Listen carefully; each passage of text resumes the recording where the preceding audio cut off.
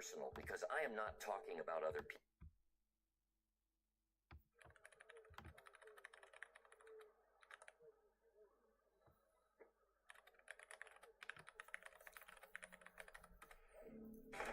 You ever been at the gym watching someone grind through their push-ups, arms shaking, face scrunched up, pushing through those last few reps and thought, man, I wish somebody could just do that for me?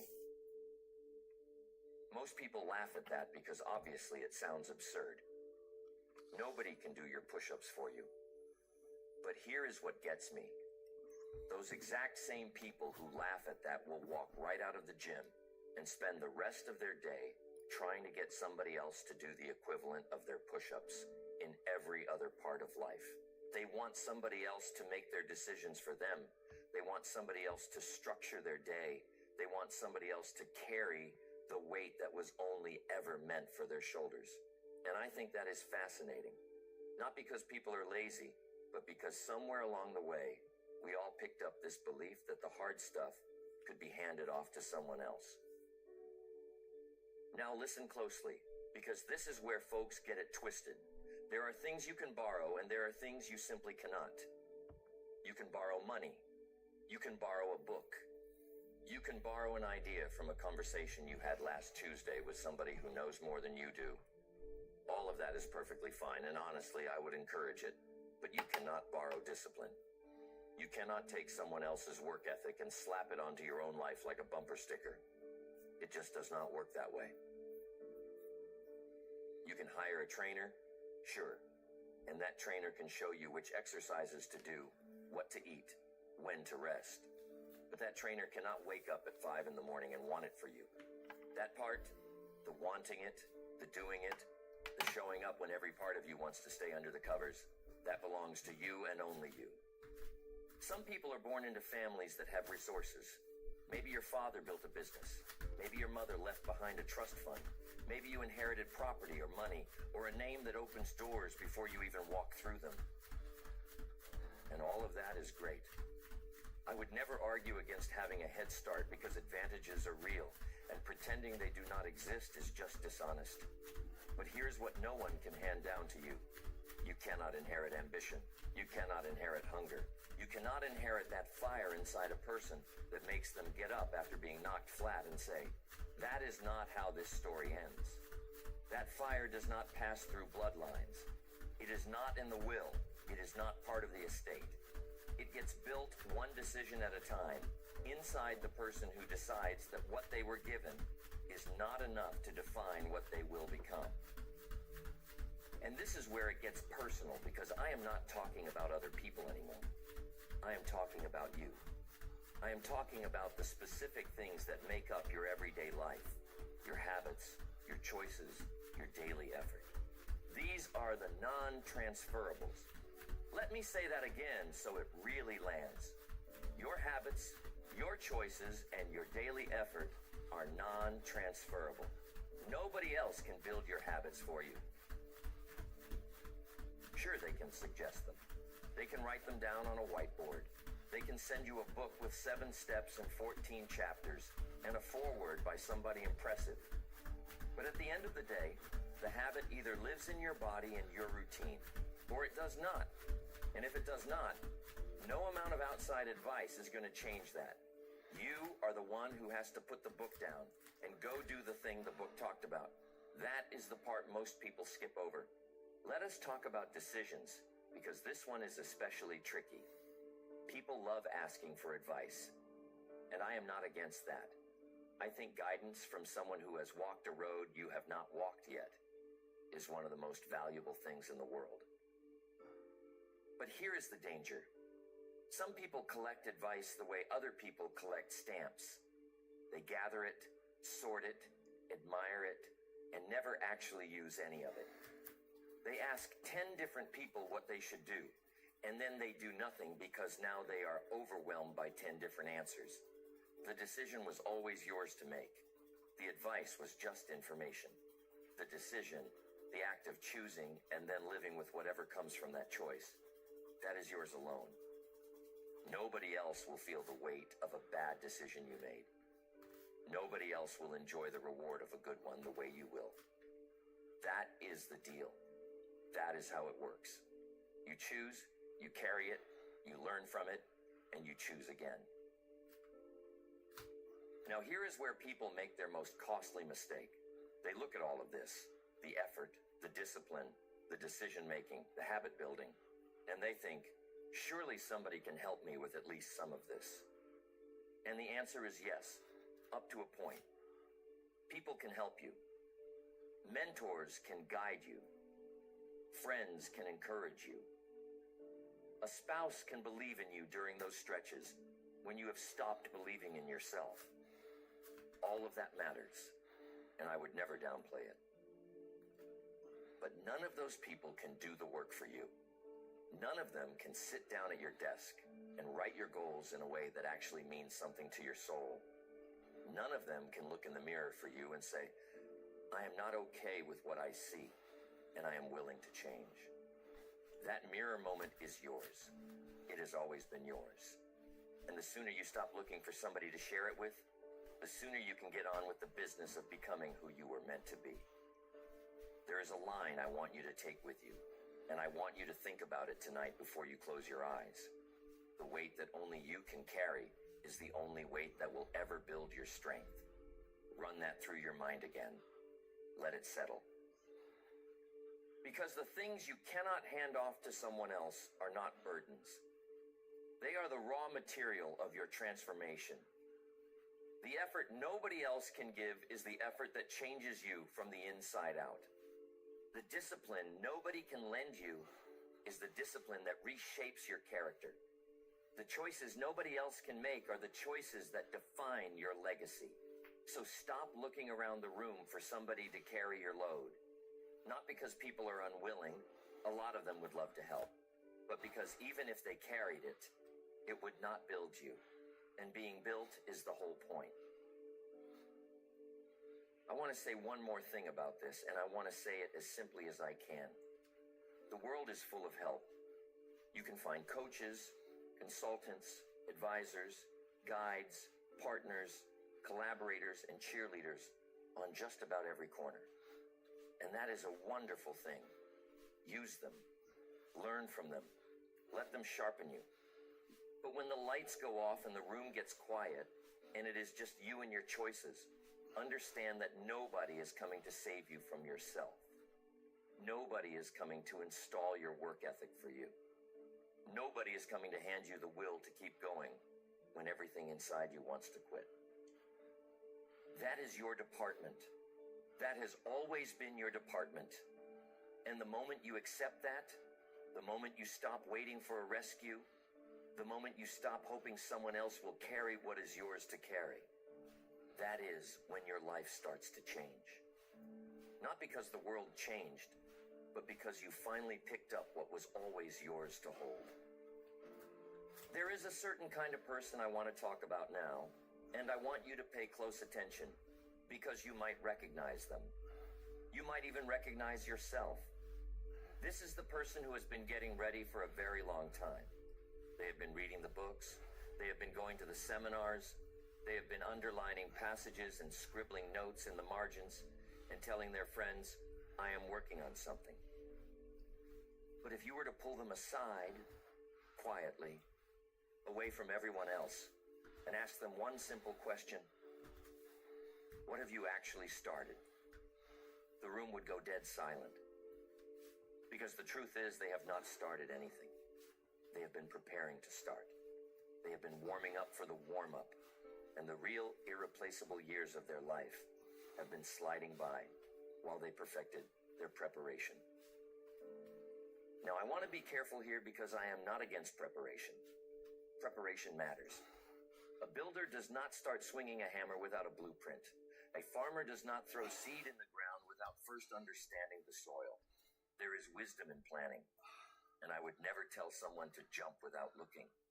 But there is a difference, a very important difference, between preparing to do something and using preparation as a place to hide. And if you are being honest with yourself, you know which one you have been doing. The person who is truly preparing has a date on the calendar.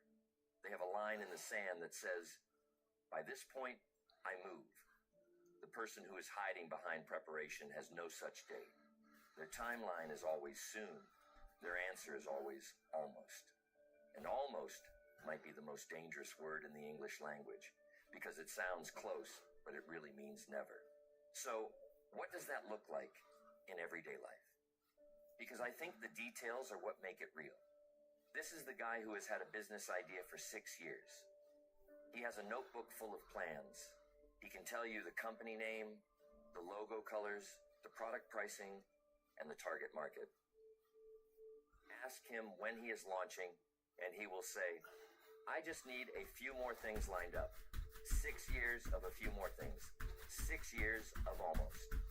Meanwhile, the market shifted, the window moved, and somebody else, someone with half his talent but twice his willingness to act, went out and built the exact thing he was still sketching on a napkin.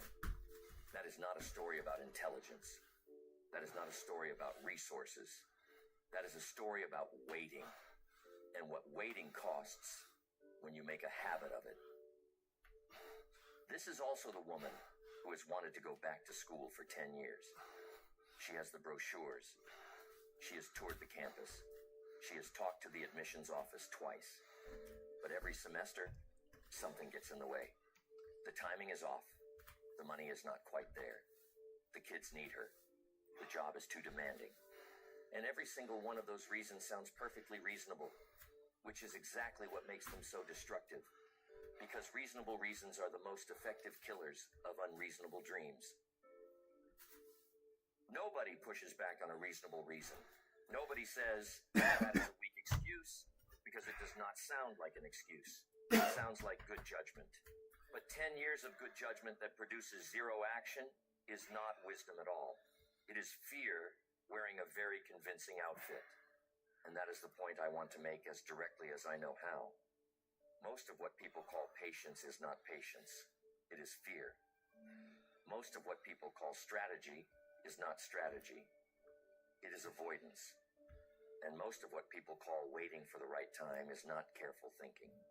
It is the quiet daily decision to not risk failing. Because if you never start, you never fail. If you never put your name on something, nobody can criticize it.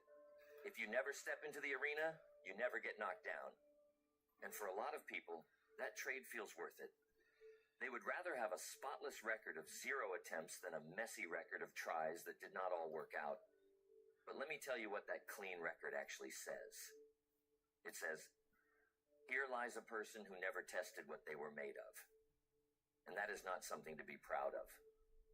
That is a tragedy written in small, quiet ink. Now let's talk about the cost for a minute, because people almost never calculate it honestly. When you wait 1 year to start something that matters to you, you do not just lose a year. You lose the compounding effect of that year. You lose the lessons you would have learned in months 3 and 4 and 7. You lose the confidence you would have built by surviving those early mistakes.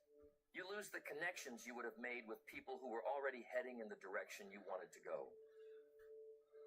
1 year of waiting is not a flat cost. It is a cascading cost, because everything you would have gained in that year would have fed into the next one and the one after that. So when somebody tells me they have been sitting on something for 5 years, I do not hear 5 years.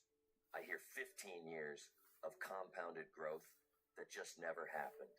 And that kind of loss does not show up on a bank statement. It shows up in the quiet ache of a person who knows they are further behind than they should be. Here is what I find especially painful about this pattern. The people who wait the longest are often the ones with the most to give. They are not waiting because they lack ability. They are waiting because they have so much ability that the stakes feel enormous. The talented painter does not pick up the brush because she is terrified that what comes out will not match what she sees in her head. The gifted writer does not start the book because he knows what great writing looks like, and he is scared his first chapter will not measure up. So the very thing that should be pushing them forward, their talent, their taste, their vision, becomes the anchor that holds them in place. And the world never gets to experience what they had inside them because they decided imperfect action was worse than perfect inaction. But I'm telling you, perfect inaction is still inaction. And inaction, no matter how polished it looks, produces nothing. Now, I want to talk about the idea of the right time because this is the excuse with the most shine on it. People say, I am waiting for the right time, as if time sends out formal invitations. As if one Tuesday morning you are going to wake up and the sky will open and a voice will say, now, go, this is it. That is not how any of this works. The right time is not something that shows up. It is a decision you make. You do not find the right time. You pick a time and you make it right by acting on it. Every successful person you have ever looked up to started at a time that felt wrong. They started when the money was not there. They started when the plan had holes in it. They started when people around them were asking, are you sure about this? And they said, no, I am not sure, but I am starting anyway. That is the difference. Not certainty, action without certainty. That is what separates the person who builds something from the person who builds nothing. And here's the part that should really hit you, if you are willing to let it. The person who waits is not standing still. They think they are, but they are not. They are falling behind. Because the world does not pause while you work up the nerve. The economy shifts. The industry changes. The technology moves forward. The competition advances. And every day you spend standing at the starting line, telling yourself you are almost ready, the race keeps moving further away from you. You are not protecting your position by waiting. You are giving it away. You are handing your shot to whoever was willing to start with less preparation and more guts.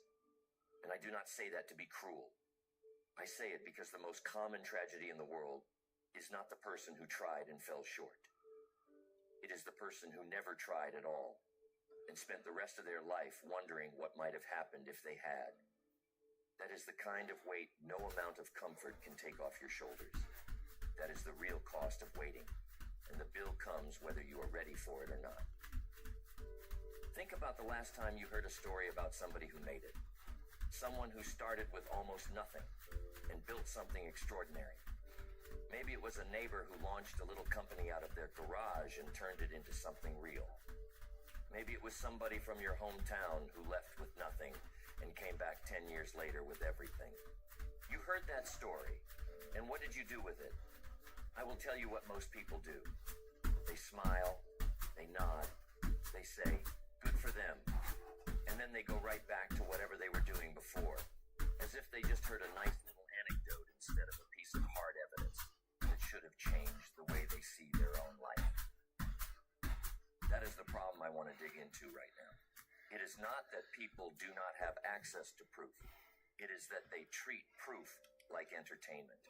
When someone in your field, in your city, in your same income range, dealing with your same disadvantages goes out and achieves something meaningful, that is not a feel-good story. That is a courtroom exhibit. That is evidence entered into the record that the path exists, and that someone who started roughly where you started, walked it, and made it through. Now you can do one of two things with that evidence. You can admire it from a distance, the way you might admire a painting on a gallery wall. Something nice to look at, but not something you expect to touch. Or you can treat it the way a serious person treats evidence, which means you study it. You ask what it reveals, and you adjust your own behavior based on what it proves. Most people go with the first option. They look at other people's success the way they look at a sunset. Beautiful, but totally unrelated to what they do tomorrow morning. Here is what I wish people understood about somebody else's success, because this is the part that gets buried under all the applause. When another person succeeds, they have not just done something for themselves. They have eliminated one of your excuses, every single one. If someone from your neighborhood made it, you can no longer say the neighborhood is the problem. If someone with your same education level made it, you can no longer say education was what held you back. If someone who started later than you made it, you can no longer claim your window is closed. Their success is not just their win.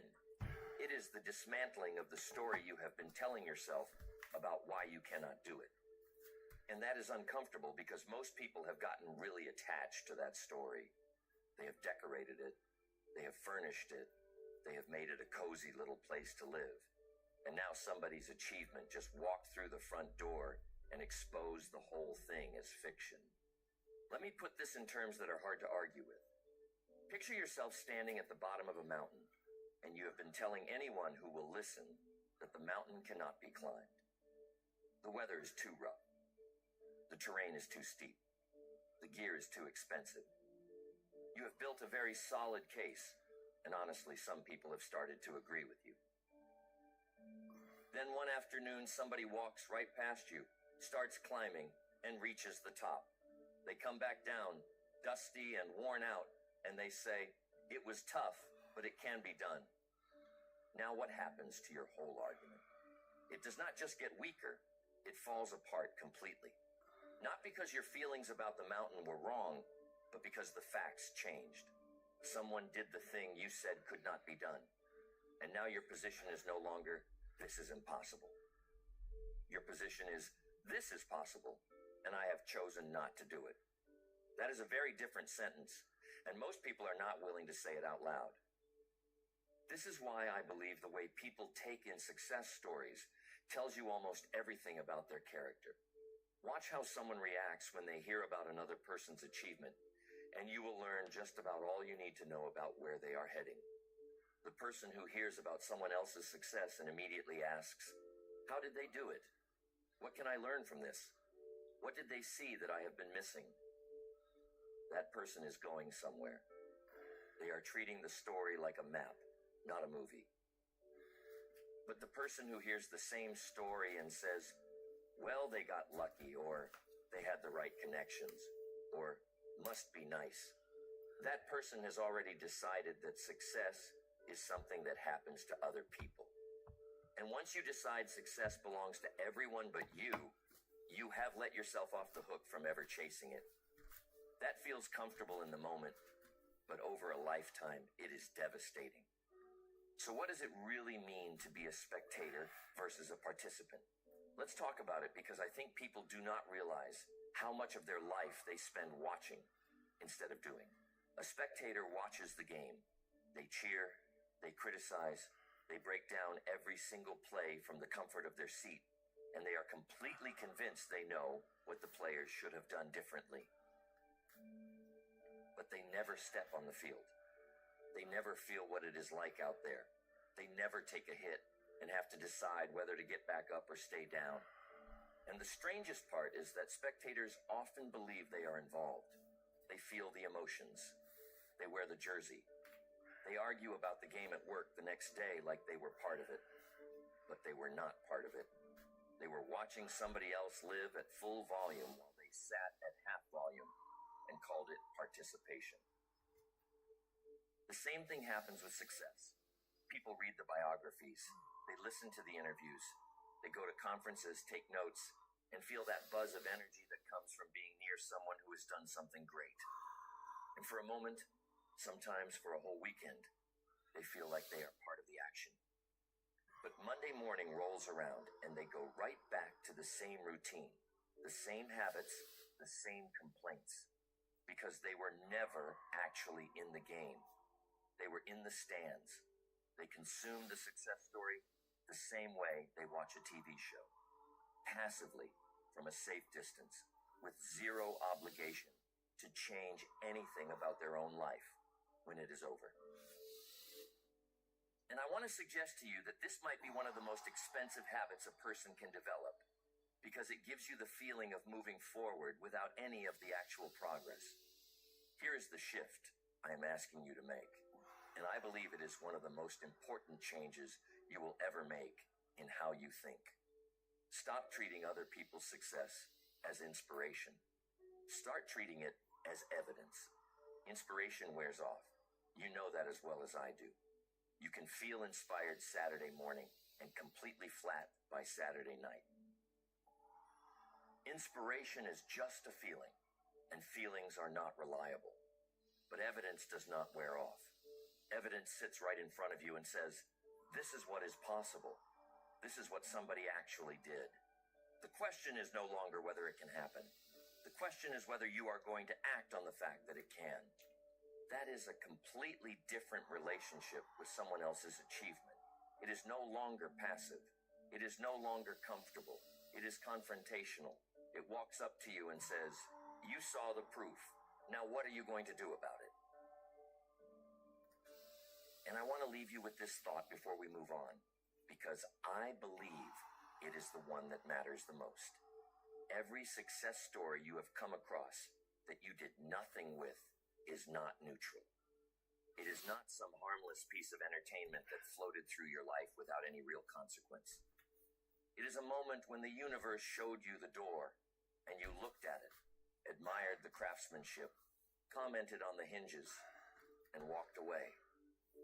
That door was not opened just for the person who walked through it. It was opened for everyone who was paying attention. And paying attention does not mean watching. It means acting. It means treating the proof like a personal summons. It means saying, if that person could do it from where they were standing, then the ground I am standing on is not the problem. I am the problem, and I am also the solution. That is the only honest response to somebody else's success. Not applause, not envy, not admiration from a distance, but the quiet, serious decision to stop watching and start building. There is a version of your life that nobody sees. Not your family, not your friends, not your coworkers, not the people who think they know you best. There are hours in your day that belong completely to you. Hours that pass without a witness, without applause, without anybody standing over your shoulder saying, good job, keep going. And I want to tell you something about those hours because I believe they are the most important hours of your life. What you do when nobody is watching is the truest measure of who you really are. Not what you do on stage. Not what you do when the room is packed and the energy is high and people are clapping. That version of you is easy to produce. Anybody can show up when the spotlight is on. The question that separates the ordinary from the extraordinary is this. What do you do when the spotlight goes off and the room is empty and the only audience is the ceiling above your head? Let's put this in practical terms because big ideas without specifics are just decoration. I am talking about the person who gets up at 5 in the morning. Not because they have to, but because they decided that the first 2 hours of the day belong to their future. Nobody asked them to get up that early. No boss demanded it. No contract required it. They set that alarm themselves, and when it went off in the dark, they did not negotiate with the pillow. They did not smack the snooze button 3 times and roll over and promise to try again tomorrow. They got up, they put their feet on the floor, and they went to work on the thing that matters most to them, in silence and solitude, with nobody to impress and nobody to applaud. That is where success actually lives. It does not live in the presentation you gave to the board. It lives in the 14 nights you stayed up rewriting that presentation until every single word earned its place. I want to talk about boring repetition for a moment because this is the part that almost nobody wants to hear. People love the highlight reel. They love the story of the breakthrough, the big moment, the day everything changed. But what they do not love, what they actively run from, is the truth about what came before that moment. And what came before that moment was tedium. It was doing the same thing over and over and over again, long after it stopped being exciting, long after the novelty wore off, long after every part of you wanted to move on to something new and fresh and interesting. The concert pianist did not sit down and play beautifully the first time. She sat at that bench for thousands of hours, running the same scales, the same passages, the same pieces, until her fingers knew the notes better than her brain did. And during all those thousands of hours, nobody was filming. Nobody was writing a story about her dedication. She was alone in a room with an instrument and a choice. Keep going or stop. She kept going, and that is why you eventually heard her play and thought it looked effortless. This is true in every field, every discipline, every area of life where real excellence shows up. The business owner who seems to have a magic touch spent years making calls that went nowhere, writing proposals that got turned down, following up with people who never returned the call. The athlete who makes the impossible look routine spent a decade in a gym running drills that would bore you senseless if you had to watch them for more than 10 minutes. The writer whose book moved you to tears sat alone at a desk for months, sometimes years, producing pages that got tossed out, rewritten, tossed out again, and rewritten one more time. None of those hours were glamorous. None of them made for a good story at dinner. But every single one of those hours was a deposit into an account that eventually paid out in a way the whole world could see. The world just never saw the deposits. They only saw the withdrawal. Now I want to bring up something that people rarely talk about, and it is the specific skill of saying no when you need to. I do not mean saying no to obviously bad things. That is easy enough, at least in theory. I mean saying no to good things in order to protect the great thing. This is one of the hardest disciplines a person can build because it requires you to turn down something that is pleasant, reasonable, and immediately rewarding in favor of something that is difficult, uncertain, and far off in the distance. Your friends invite you out on a Friday night and every part of your social wiring says go. But you have committed to working on something that matters to you. Something that will not build itself. Something that needs the exact hours your friends are asking you to give up. Saying no in that moment is not dramatic. Nobody writes songs about the person who stayed home on a Friday night and worked on their business plan. But that Friday night, multiplied by 50, multiplied by 200, is the difference between the person who talks about their dream and the person who actually builds it. And here is what makes this even harder. Nobody is going to thank you for it. Not at first. Not for a long time. The people around you will not understand why you are pulling back from social events, why you are spending weekends differently, why you seem less available and more locked in. Some of them will take it personally. Some of them will accuse you of changing, and they will not mean it as a compliment. They will mean it as a criticism, because your discipline is making them uncomfortable. When you start doing things differently, the people who are still doing things the old way feel the contrast, and that contrast can feel like judgment, even when you have not said a single word. So understand this. The private work you do will not just go unnoticed. It will sometimes be resented. And you have to be willing to endure that resentment without explaining yourself, without getting defensive, without rearranging your schedule to make everyone else feel better. Now, I want to talk about the loneliness of this process because I do not think people prepare for it, and I think that is why so many of them give up. Building something meaningful is a lonely thing. Not always, and not completely, but in its most critical hours, it is just you. It is you and the blank page. It is you and the hard phone call you have been putting off. It is you and the pile of receipts that need organizing. It is you and the decision to keep going when nothing on the outside is telling you it is working. There are no cheerleaders at 4:30 in the morning. There is no motivational playlist running in the background while you go through your numbers for the third time. There is only the quiet hum of your own effort, and you have to learn to find that hum enough. You have to learn to let the work itself be the reward, at least for now, because the external rewards, the recognition, the income, the respect, those show up later, sometimes much later. And the gap between the work and the reward is where most people lose their nerve. I believe that accepting this loneliness is a skill in itself, and it is one that most people refuse to develop. They refuse to develop it because it is uncomfortable, and our whole culture is built around avoiding discomfort. We are surrounded by noise and stimulation and distraction everywhere we turn, And all of it is designed to keep you from sitting alone with your thoughts and your responsibilities.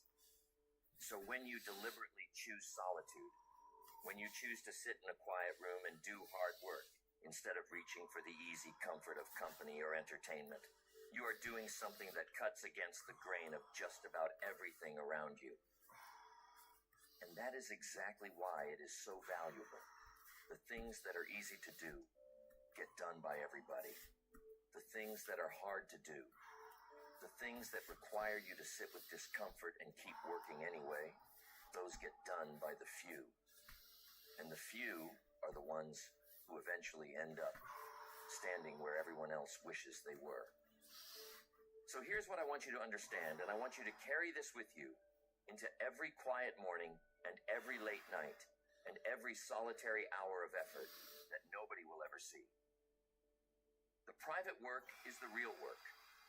It is the foundation underneath the building that everyone admires. Nobody walks past a beautiful building and says, "What a magnificent foundation." They do not see it. They do not even think about it. But without it, the building does not stand. Every hour you spend in private doing the unglamorous, tedious, repetitive work of building something that matters is an hour spent pouring that foundation. And one day, not today, maybe not this year, but one day, something will rise from that foundation that the world can see. And they will call it talent. They will call it luck. They will call it overnight success. And you will smile quietly because you will know the truth. You will know about the mornings. You will know about the silence. You will know about the hours that had no audience and no applause. And you will know that those hours, those invisible, thankless, lonely hours, were the hours that made everything else possible. I want you to do something with me right now, and I want you to take it seriously. I want you to imagine that your life is over. Not in a dark way, not in a way that is meant to scare you, but in the way a person stands at the end of a long road and turns around to look at where they have been. You are at the end. The work is finished. The years have been spent. And now you are looking back at the whole thing. Every decision, every delay, every bold move, every moment of hesitation. And you are asking yourself one question.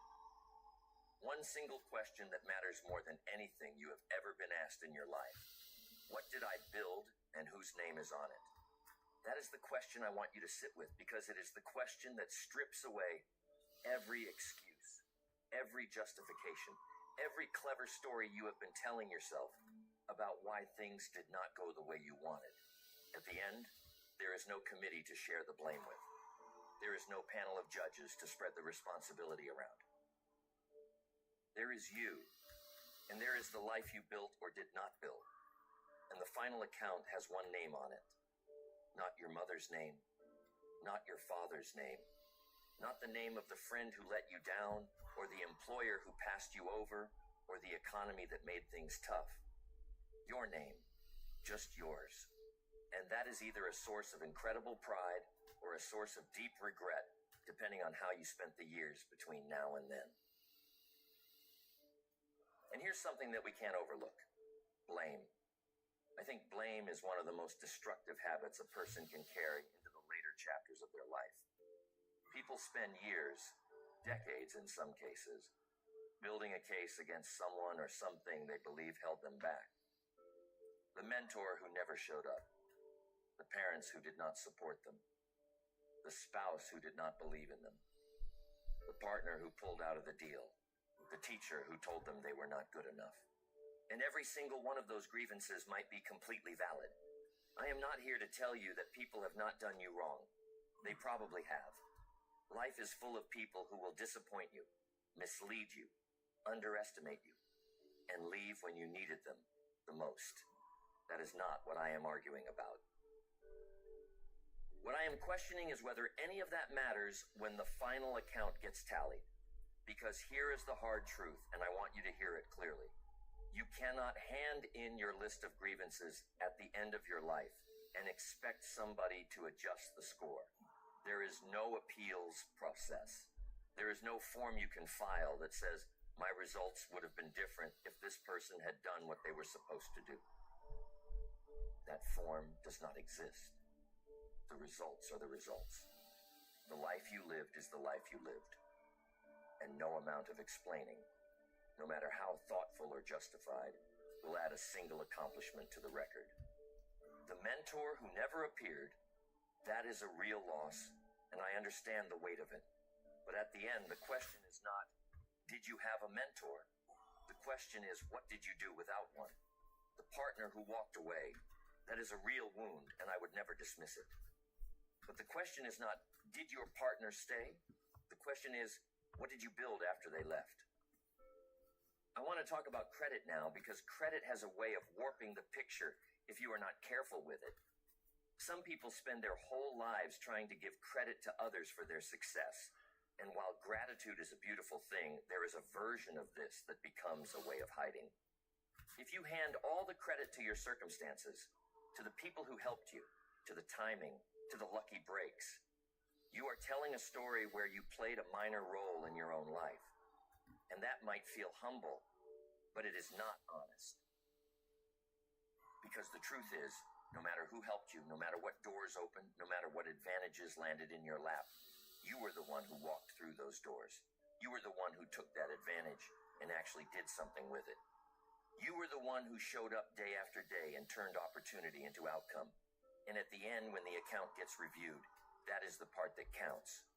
Not what was given to you, but what you did with what was given.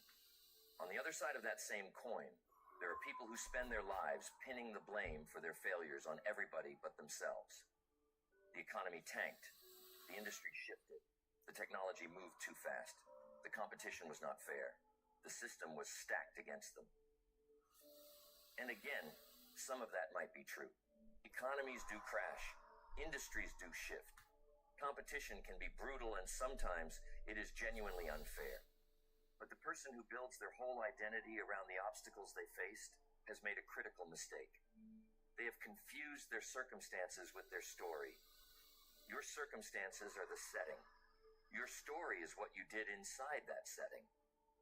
Two people can face the exact same set of obstacles, and one will build something remarkable, while the other will build a monument to their own frustration. The difference is not in the obstacles. The difference is in the response. And the response is the only thing that shows up in the final account.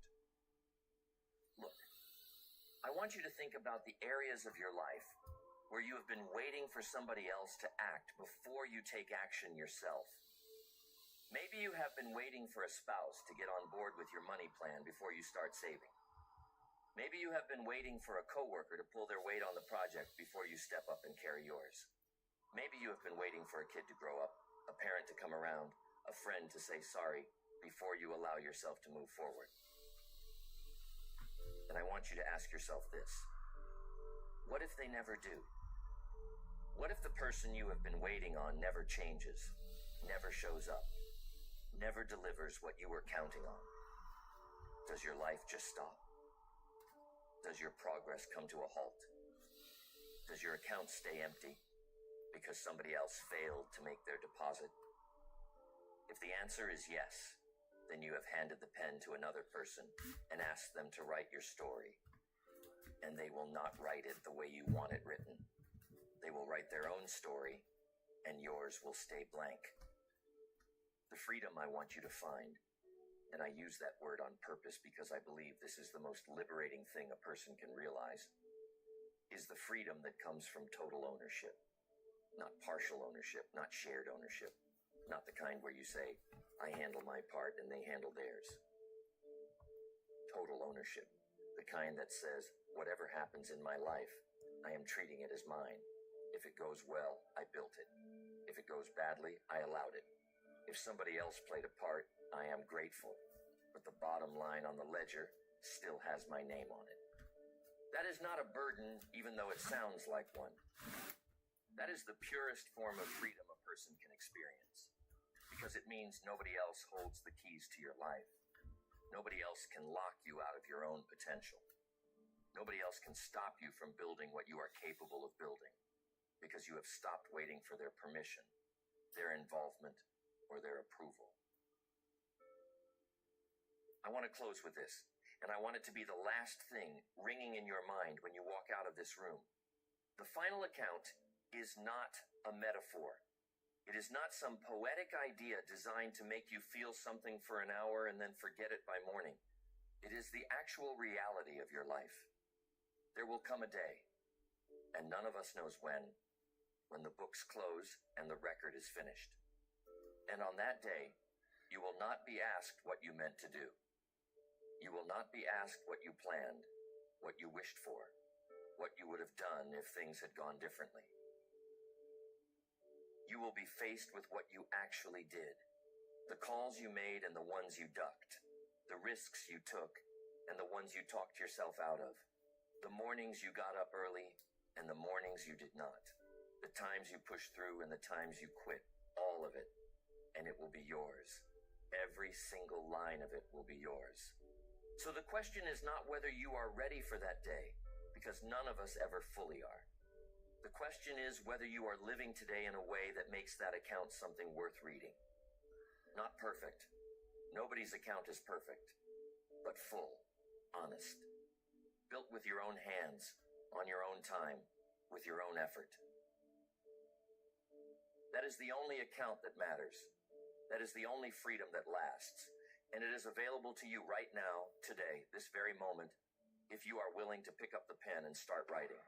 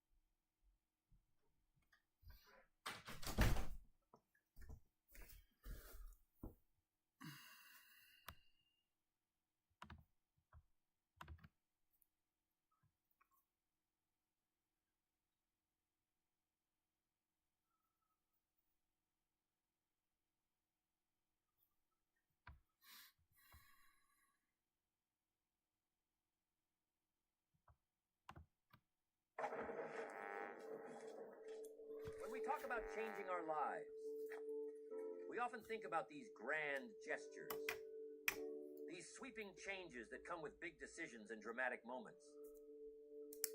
But I've learned something in my years of working with people and watching the ones who succeed and the ones who struggle.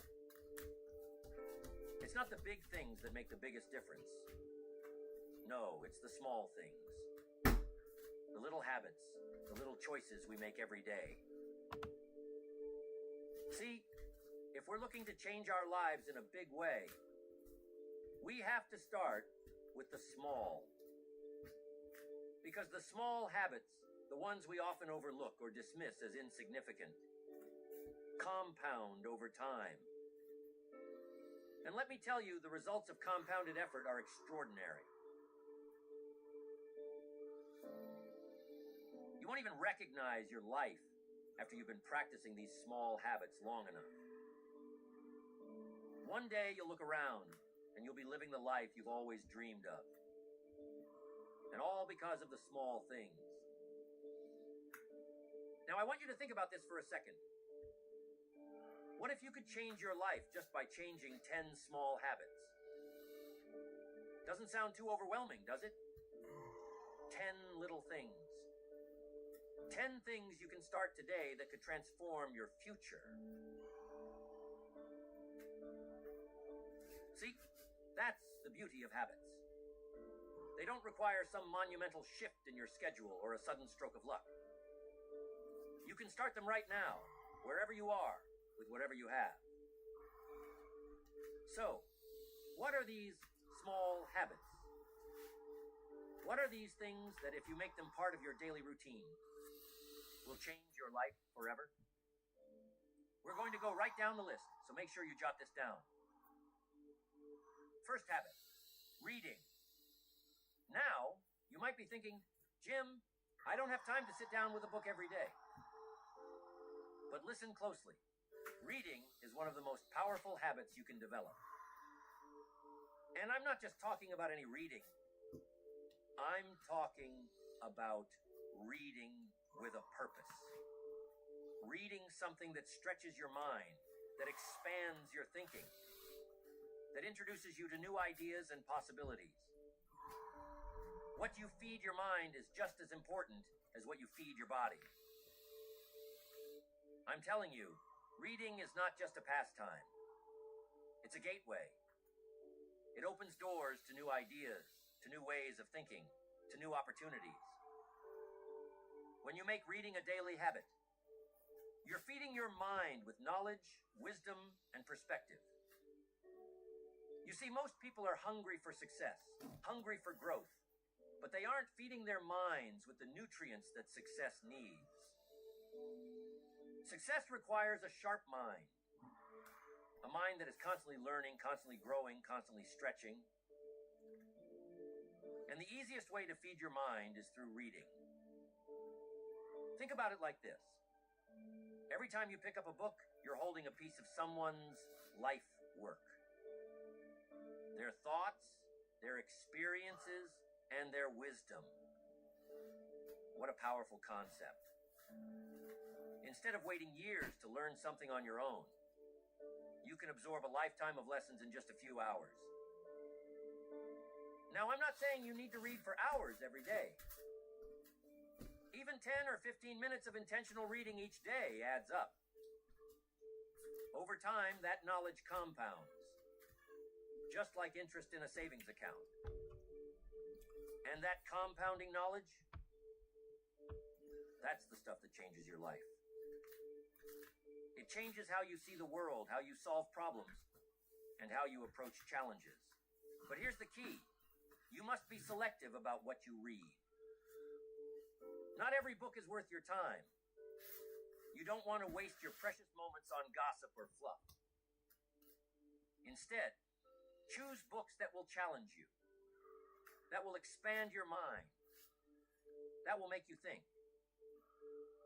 Whether it's biographies, self-development, or books on business strategy, pick something that aligns with where you want to go.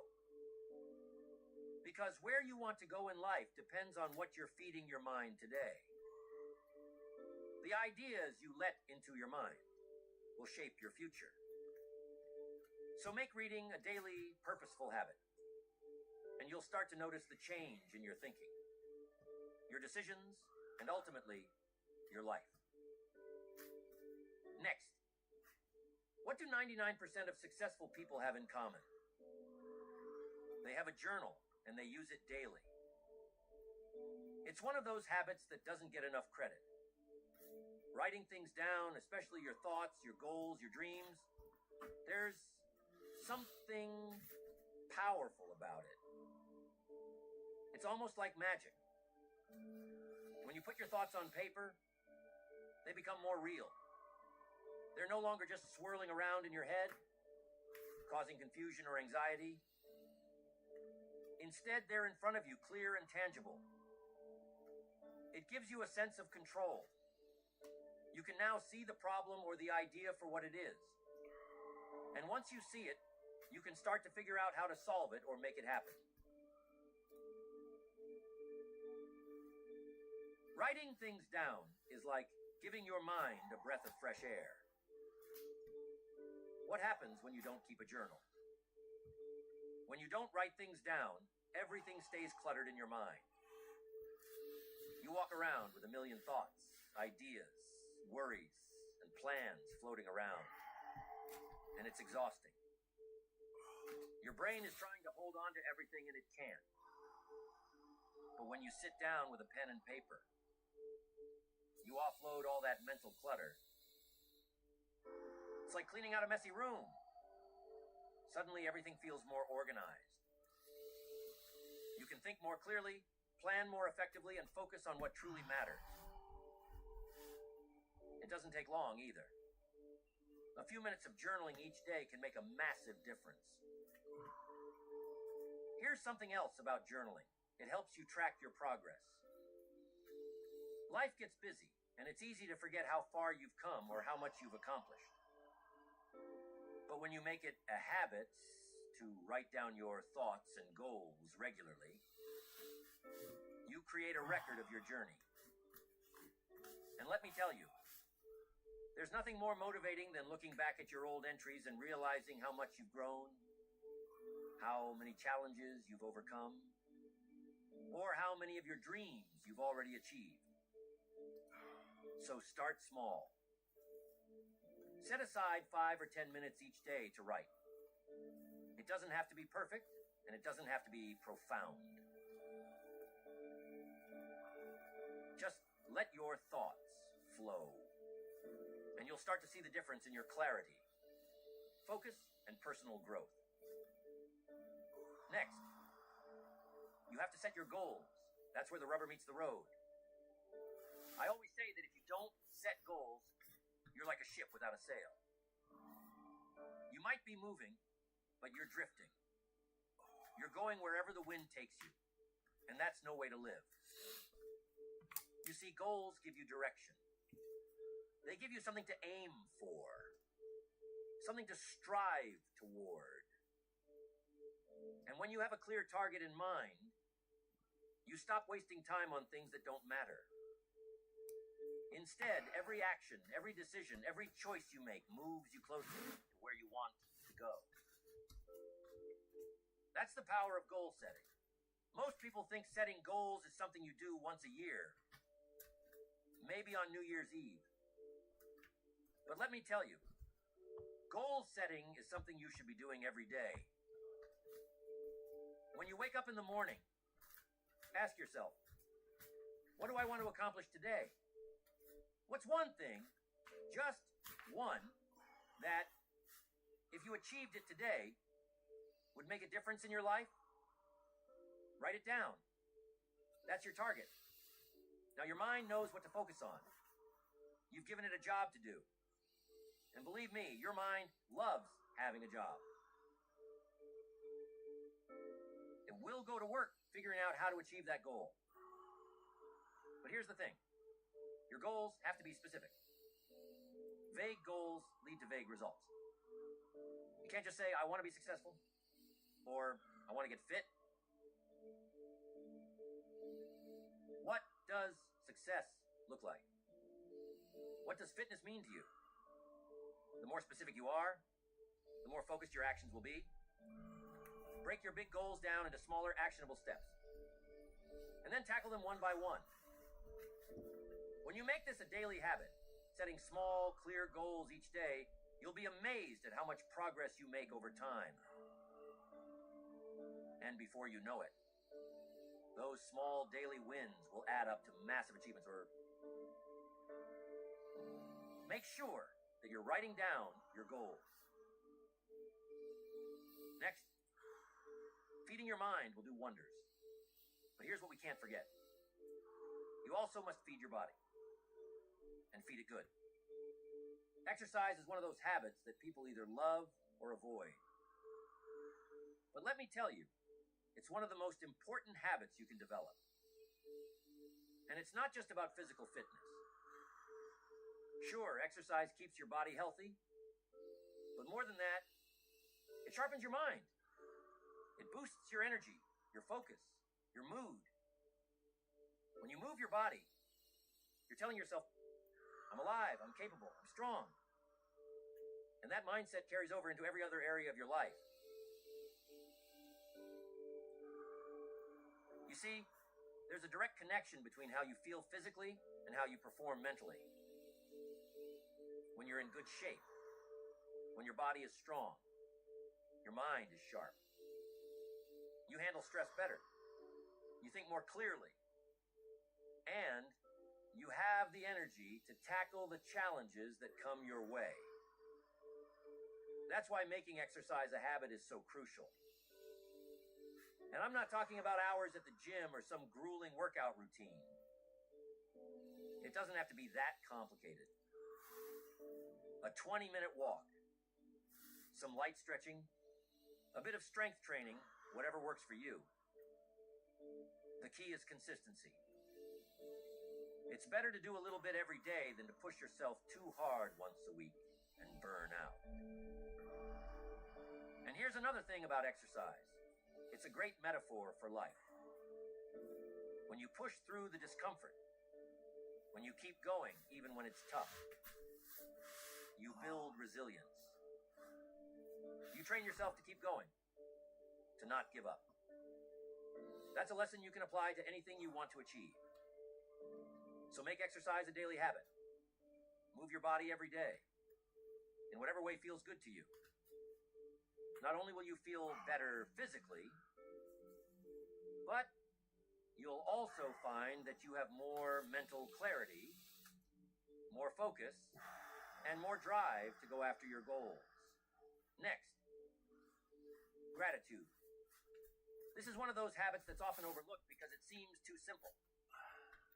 But let me tell you, gratitude is one of the most powerful habits you can develop. You see, what you focus on expands. If you focus on what's wrong, on what's missing, on what you don't have, guess what? You'll get more of that.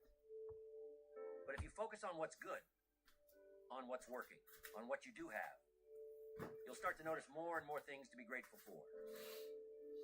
And that shift in perspective can change your entire life.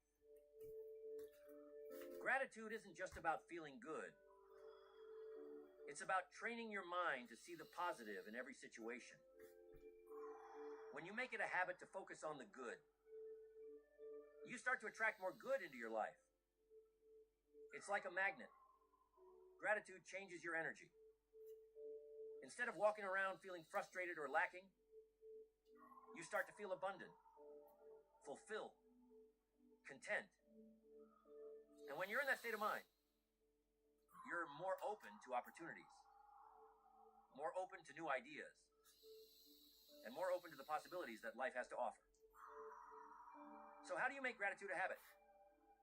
It's simple. Every day, take a few moments to reflect on what you're grateful for. It doesn't have to be anything big. Maybe it's the fact that you woke up this morning. Maybe it's a kind word from a friend. Maybe it's the sunshine or the roof over your head.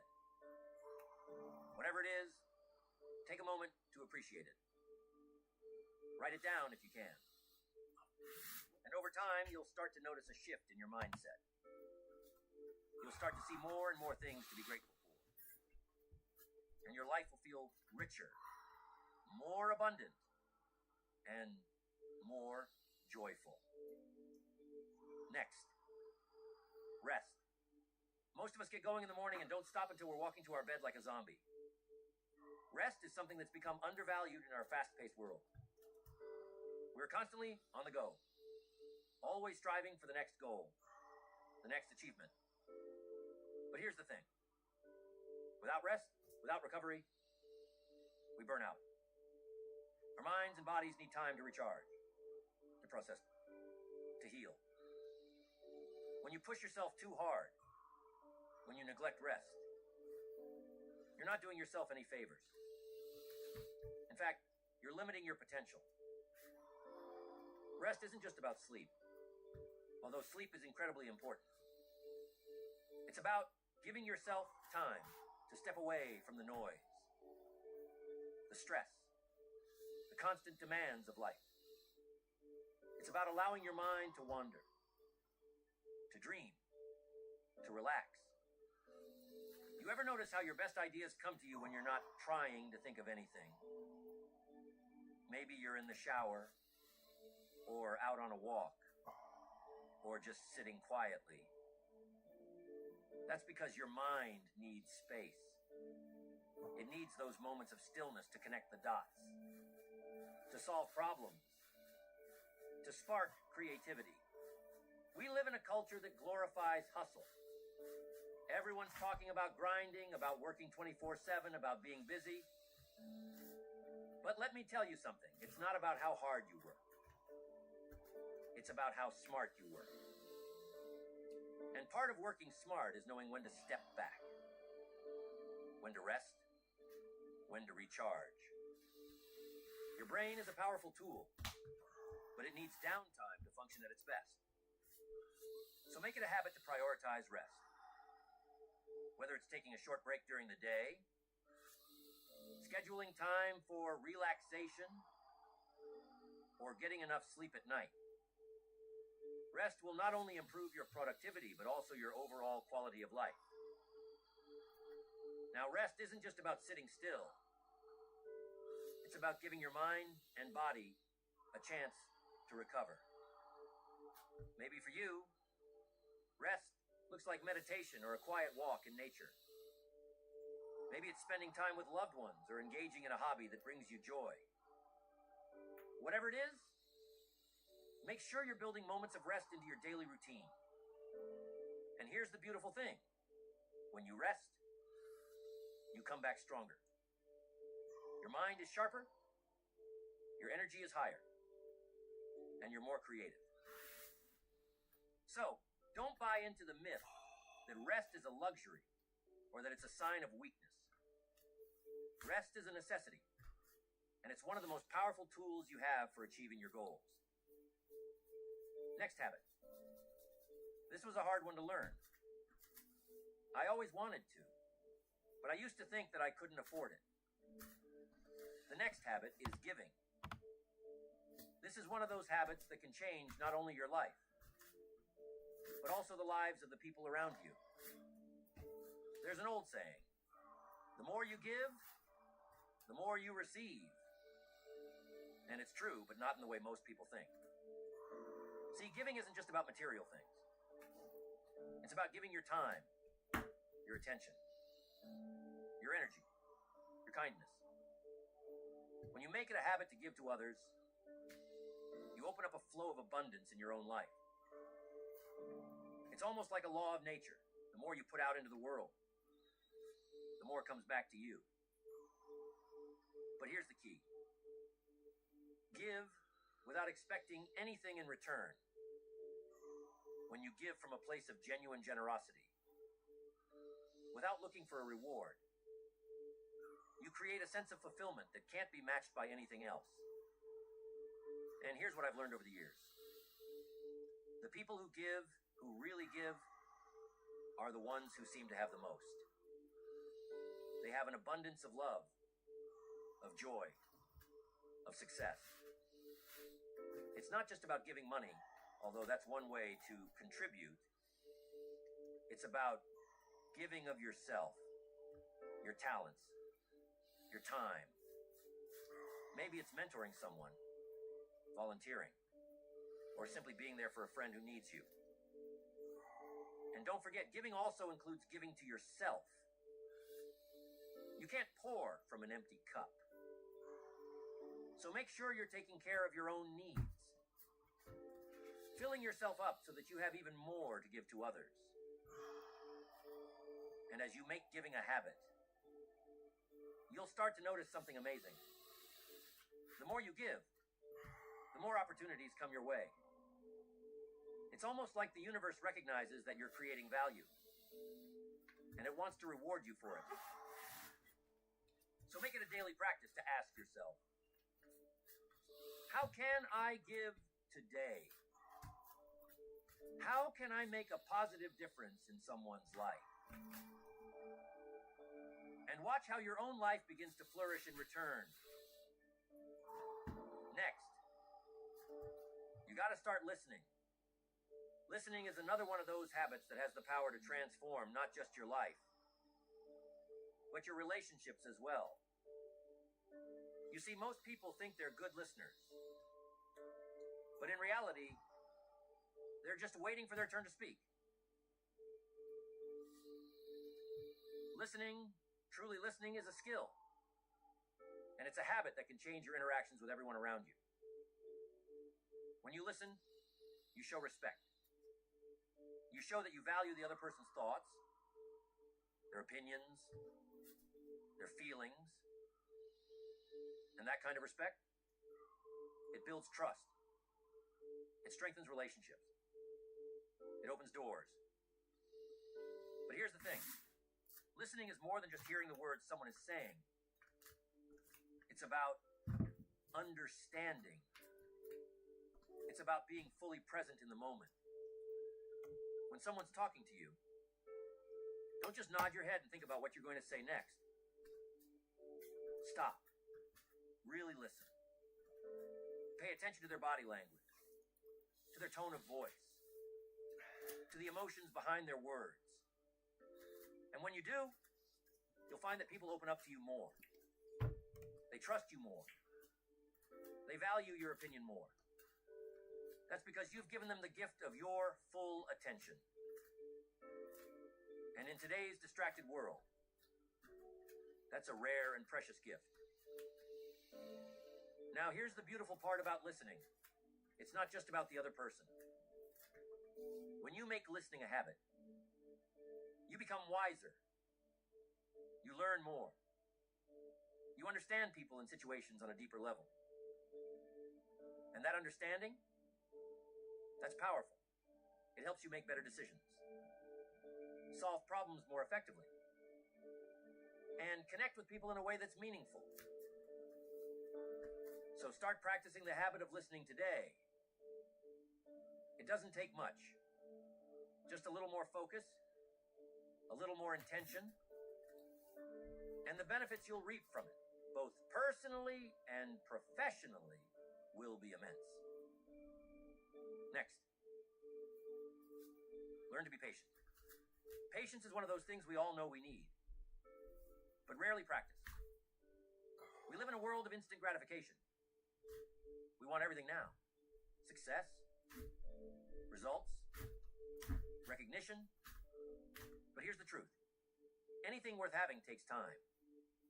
It takes effort. It takes patience.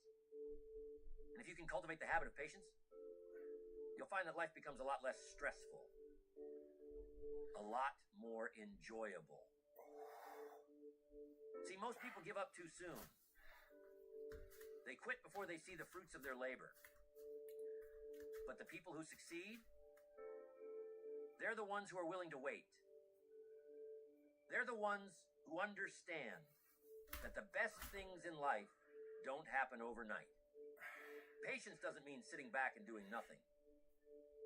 It means taking consistent action, day in and day out, while trusting that the results will come in time. It's about believing in the process, even when you don't see immediate progress. Think about a seed. You plant it in the ground. You water it. You care for it. But for a while, it looks like nothing's happening. There's no visible growth. But under the surface, that seed is starting to sprout. It's developing roots. It's preparing for the moment when it will burst through the soil and grow into something beautiful. That's how success works. The roots of your efforts are growing, even when you can't see them yet. So how do you develop the habit of patience? Start by shifting your mindset. Instead of expecting instant results, focus on the long game. Remind yourself that great things take time, and that the work you're putting in now will pay off in the future. And in the meantime, find joy in the process. Celebrate the small wins along the way, and trust that with patience and persistence, you will achieve your goals. Patience, my friends, is a superpower. When you master it, you master the art of staying calm, focused, and committed, no matter how long the journey takes. Next, you have to make sure that you're spending time with the right people. This is one of the most important habits you can cultivate. You've heard me say it before. You are the average of the 5 people you spend the most time with. Your environment shapes you. It influences your thoughts, your actions, your beliefs. If you surround yourself with negative, small-minded people, it's going to be incredibly difficult to rise above that. But if you surround yourself with positive, ambitious, growth-oriented people, their energy will lift you up. It will push you to be better, to do more, to reach higher. Now, I know this isn't always easy. Sometimes the people in our lives, the ones we've known for years, aren't the best influences. But you have to make a choice. If you want to change your life, you have to be willing to change your environment. And that means being intentional about who you spend your time with. Seek out people who inspire you, who challenge you, who believe in you. People who are on the same path of growth and self-improvement. These are the people who will help you reach your goals, who will encourage you when times get tough, and who will celebrate your successes with you. And here's the thing. This isn't just about what others can do for you. It's also about what you bring to the table. Be the kind of person who lifts others up. Be the kind of friend, colleague, or mentor who inspires others to be their best. When you surround yourself with the right people and you bring your best self to the group, magic happens. Ideas flow, opportunities arise, and everyone grows together. So take a look at your circle. Are the people around you helping you become the person you want to be? If not, it might be time to make some changes. Because your environment will either lift you up or pull you down. And you have the power to choose which one it will be. Now, these 10 small habits might seem simple on the surface, but let me tell you, they have the power to change your life in ways you can't even imagine. It's not about doing everything perfectly. It's about starting small, making little adjustments in your daily routine, and staying consistent. Over time, those small habits will compound, and you'll start to see the results. And before you know it, your life will look completely different than it does today. So don't underestimate the power of small habits. Start today, even if it's just one habit. Then continue to work the rest of the habits into your day-to-day. And watch how your life changes forever.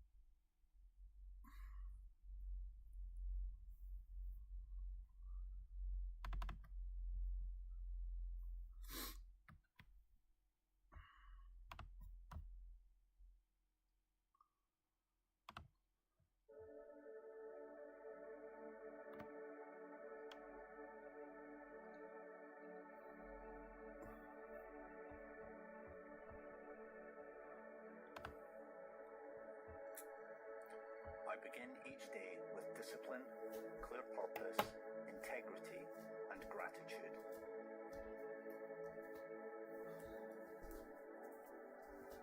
I focus only on what I can influence, and I take deliberate action daily.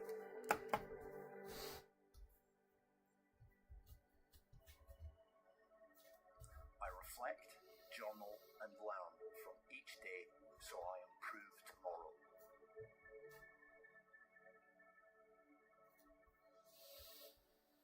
I learn and teach every day, sharpening my judgment and understanding.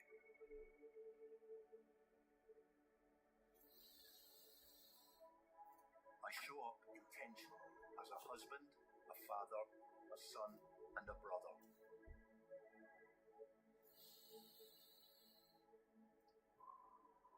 I take responsibility for the impact of my decisions on others.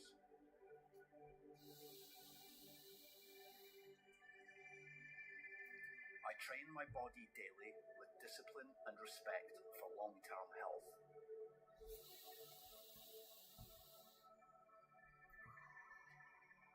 I am becoming a capable managing director who understands business.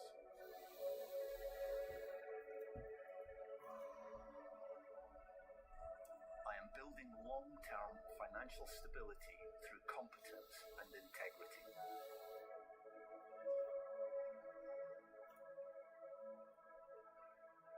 I act with gratitude, humility, and a commitment to give back.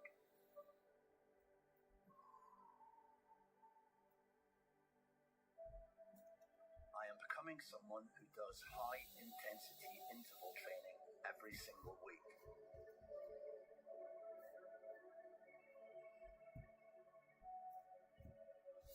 I take time to recognize what I am grateful for every day.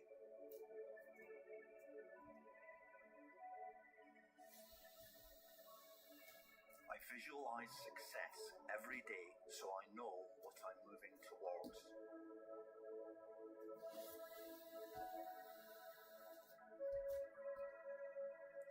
I begin each day with discipline, clear purpose, integrity, and gratitude.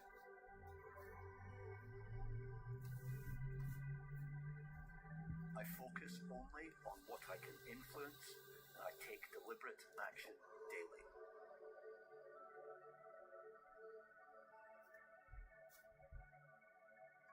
I reflect, journal, and learn from each day so I improve tomorrow.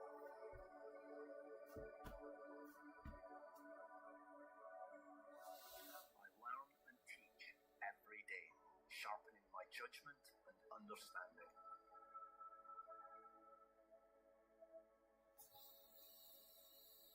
I show up intentionally as a husband, a father, a son, and a brother.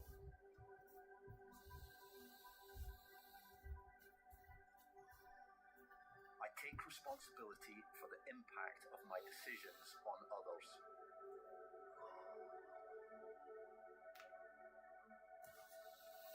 I train my body daily with discipline and respect for long-term health.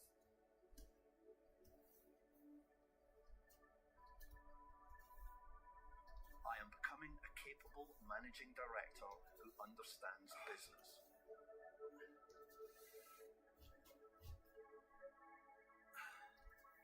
I am building long-term financial stability through competence and integrity.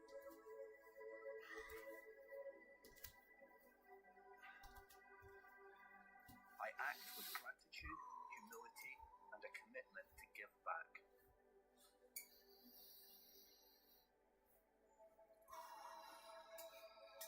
I am becoming someone who does high-intensity interval training every single week.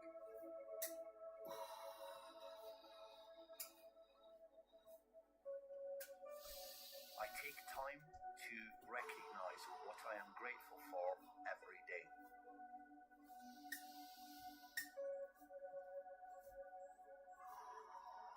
I visualize success every day so I know what I'm moving towards.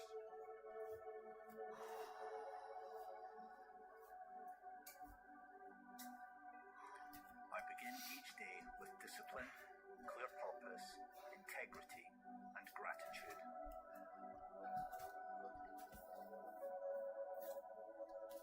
I focus only on what I can influence, and I take deliberate action daily.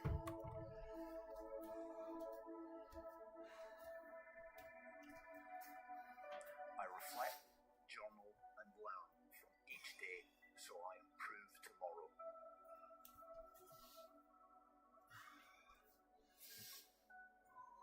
I learn and teach every day, sharpening my judgment and understanding.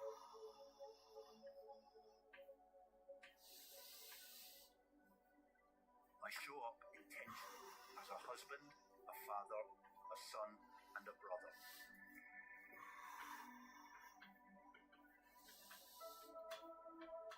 I take responsibility for the impact of my decisions on others.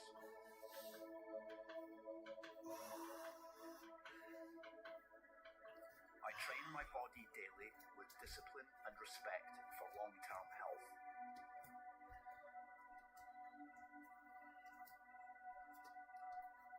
I am becoming a capable managing director who understands business.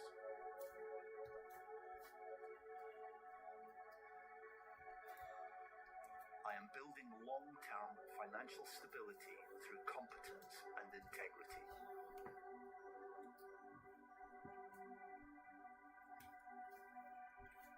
I act with gratitude, humility, and a commitment to give back.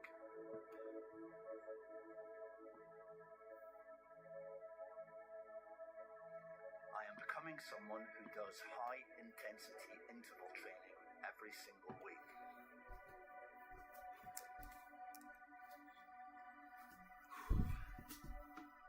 I take time to recognize what I am grateful for every day.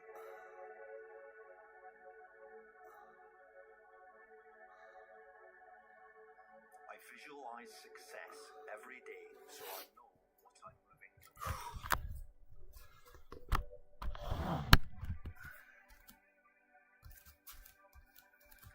I begin each day with discipline, clear purpose, integrity, and gratitude.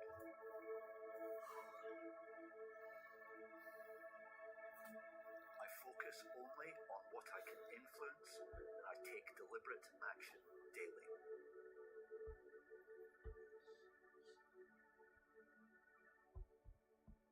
I reflect, journal, and learn from each day so I improve tomorrow.